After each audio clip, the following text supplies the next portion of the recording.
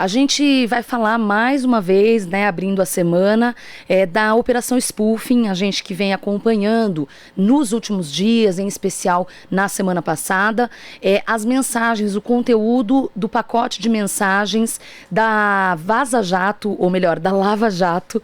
A Vaza Jato acabou sendo a forma com que ficou conhecido o escândalo divulgado em primeira mão lá em 2019 pelo The Intercept Brasil, envolvendo o ex-juiz, ex-ministro Sérgio Moro e os procuradores que estavam envolvidos na força-tarefa da Lava Jato, que, entre outras coisas, impediu a candidatura do ex-presidente Lula, que ficou preso, inclusive, por causa da Operação Lava Jato, e que agora, nessa Operação Spoofing, novas mensagens e novas revelações têm vindo à tona, mostrando, portanto, o conluio de Moro com os procuradores que estavam cuidando na época, que compunham a força-tarefa da Lava Jato. Sobre tudo isso, vamos conversar agora com José Carlos Moreira da Silva Filho, ex-vice-presidente da Comissão da Anistia, sócio fundador da Associação Brasileira de Juristas pela Democracia e professor na Escola de Direito da PUC, Rio Grande do Sul.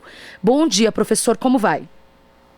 Bom dia aos ouvintes também, tudo bem. Professor, bom, as novas revelações, por assim dizer, né, mostram que uma procuradora da República, deixa eu até pegar aqui direitinho a frase, a procuradora da República, Ana Carolina Rezende, que na época dos fatos trabalhava com o então procurador-geral da República, Rodrigo Janot, aparece em uma das mensagens trocadas aí junto aos operadores da Força Tarefa Lava Jato, dizendo que, abre aspas, teria que atingir Lula na cabeça. E ela chega também a sugerir uma pressão em um ministro mais novo do STJ. Para a gente começar a nossa conversa, como que você avalia, professor, essas novas revelações? Olha, em primeiro lugar eu diria que é lamentável, né? Nós presenciarmos, termos notícia de funcionários públicos, porque é isso que eles são, antes de mais nada, juízes, promotores, procuradores da PGR, do Ministério Público Federal, se prestarem a fazer esse tipo de violação do devido processo legal. A gente sabe, claro, que existem contatos em bastidores entre juízes, promotores e procuradores, mas essas conversas que estão sendo reveladas pela Spoofing, elas revelam um nível de conluio, de proximidade, que vai muito além desse contato que nós sabemos existir, que é normal, né, entre advogados, juízes, promotores e juízes, né, tem um limite para isso. E a Operação Spoofing está mostrando, né, algo que, de certa forma, quem acompanhou esse caso desde o início, sabia que já estava acontecendo, né? Revelou uma violação de limites mínimos que devem ser respeitados. Então, não só essa fala de acertar Lula na cabeça, mas também outras que surgiram, reveladas pela Spoofing, dão conta também de um nível de, vamos dizer assim, de predisposição, de perseguição mesmo, né? Um nível de preconceito, inclusive. Aquela mensagem que saiu em relação à dona Marisa, né, de que ela iria fazer plantações numa colônia penal, porque ela gostava de cultivar plantinhas no apartamento, ou fazendo juízo do seu gosto estético, ou coisa que o valha, né?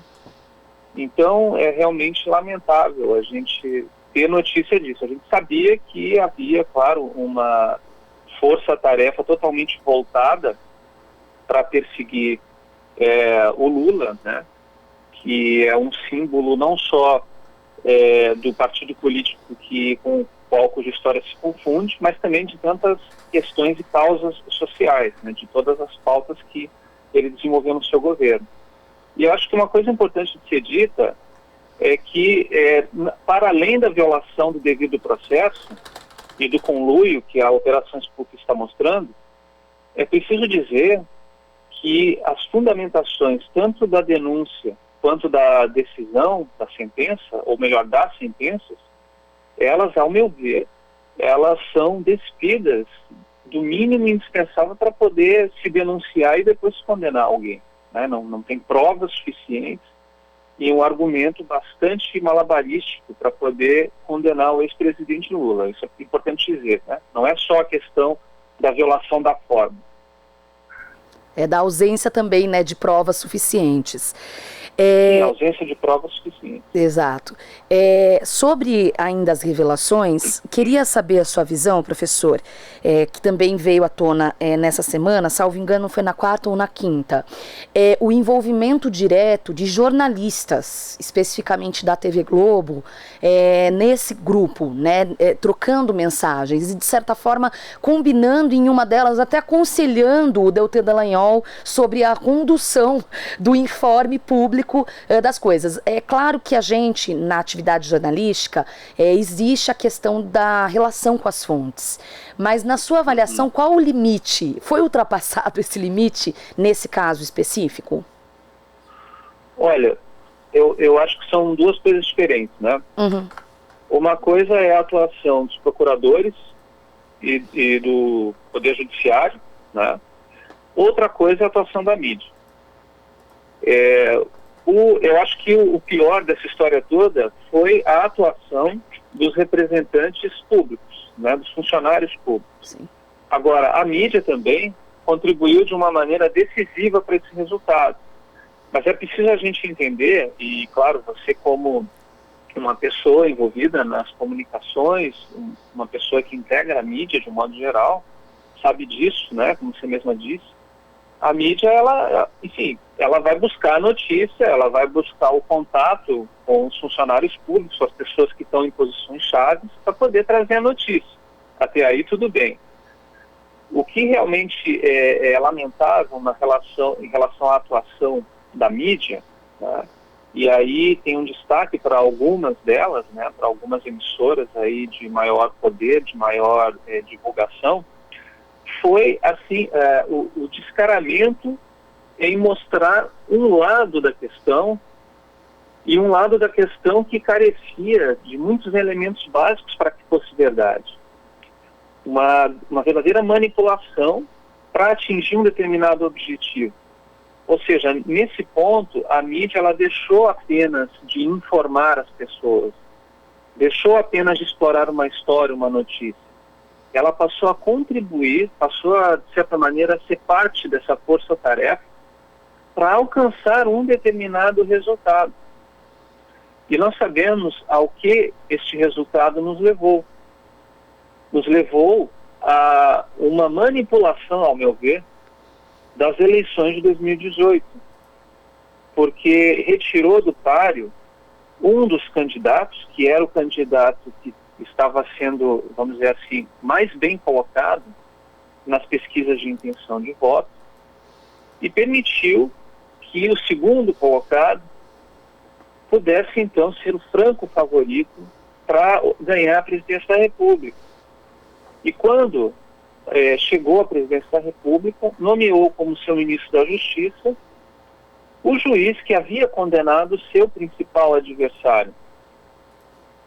E a gente percebe também que muitas das pautas desse governo, que são pautas, vamos dizer assim, que, ao meu ver, não estão convergentes para o interesse popular.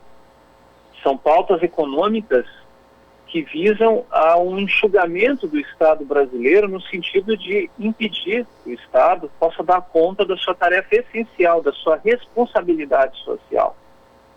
E sabemos que muitas dessas pautas são de interesse de alguns grupos midiáticos.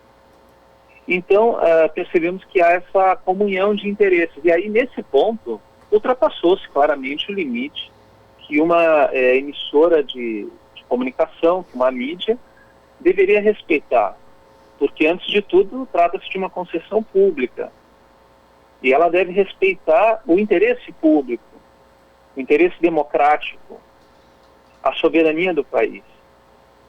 E a Operação Lava Jato também demonstrou que essa soberania foi colocada e está sendo colocada em risco evidente.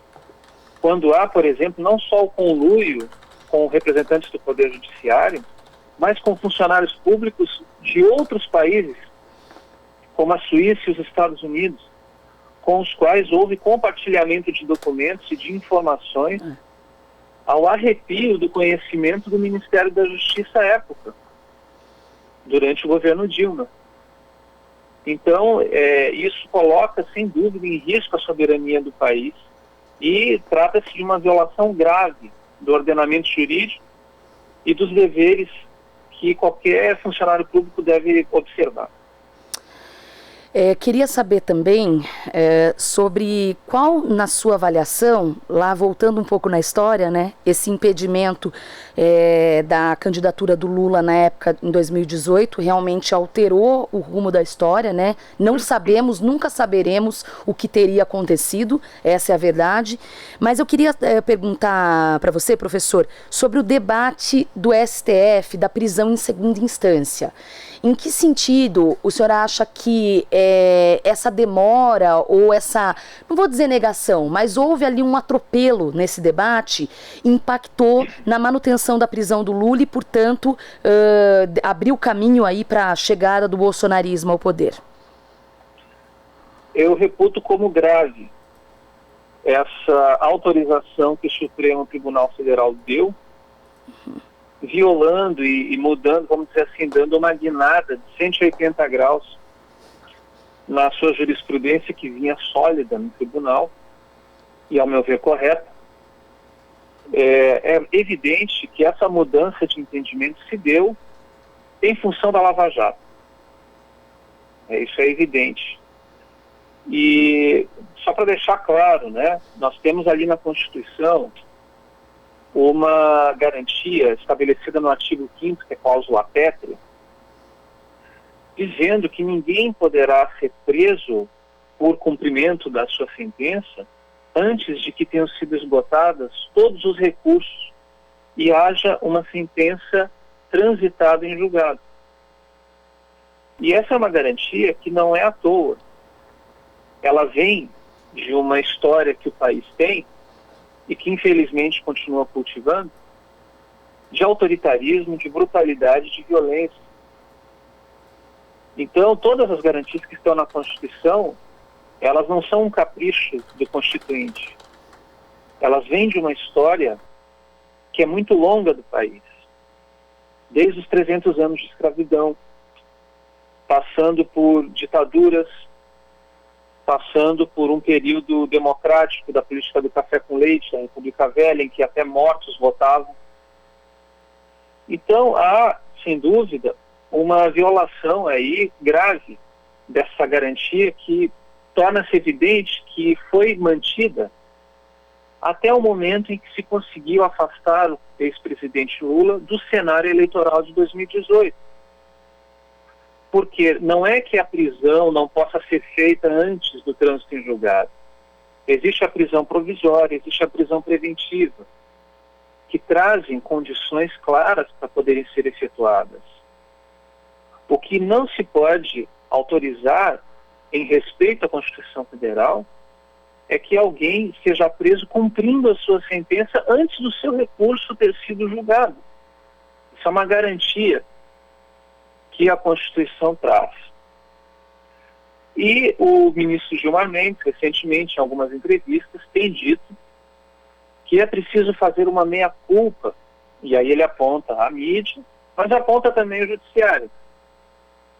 E ele, inclusive, diz que quando, numa manifestação unilateral, ele impediu o ex-presidente Lula de ser ministro do governo Dilma, sem apoio legal, ao meu ver, ele contribuiu para que Bolsonaro chegasse ao poder. Mas aí ele tentou fazer uma separação entre a eleição de Bolsonaro e o governo Bolsonaro.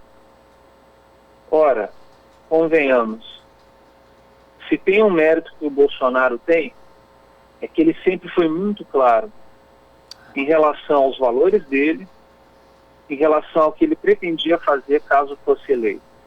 Essa tentativa de tentar separar o momento da eleição do Bolsonaro, as expectativas sobre o governo dele, daquilo que efetivamente acabou se concretizando, é uma tentativa, a meu ver, que não consegue esconder que era evidente que uma coisa levaria a outra. E você coloca muito bem quando lembra essa discussão da prisão em segunda instância como um dos elementos que nos levou a esse estado de coisas. Foi graças a ela que o ex-presidente Lula não só acabou sendo preso, mas não pôde participar de nenhum debate, de nenhuma entrevista e de nenhuma manifestação ao longo das eleições, do período anterior às eleições. Sim. Tanto que logo depois que as coisas estavam consumadas, o Supremo voltou ao seu entendimento original, o que eu acho importante, apesar de tudo, né? E espero que assim continue. E vou sempre estar do lado daqueles juristas que dizem que mesmo uma emenda constitucional não seria suficiente para mudar essa garantia, porque trata-se de cláusula pétrea. E o artigo 60 é muito claro, que a cláusula pétrea não pode ser alterada nem mesmo por emenda constitucional, só se fizer uma nova constituinte, soberana e legítima. É isso. Queria ainda ficar mais tempo conversando contigo, professor, mas o nosso tempo está se esgotando, então me resta agradecer a participação de José Carlos Moreira da Silva Filho, ex-vice-presidente da Comissão da Anistia, sócio fundador da Associação Brasileira de Juristas pela Democracia e professor na Escola de Direito da PUC Rio Grande do Sul. Professor, muito obrigada pela participação, uma boa semana e até uma próxima oportunidade. Fico à disposição, agradeço o espaço, a oportunidade e mando um abraço para todos os ouvintes. Valeu. Você está ouvindo Jornal Brasil Atual. As notícias que os outros não dão.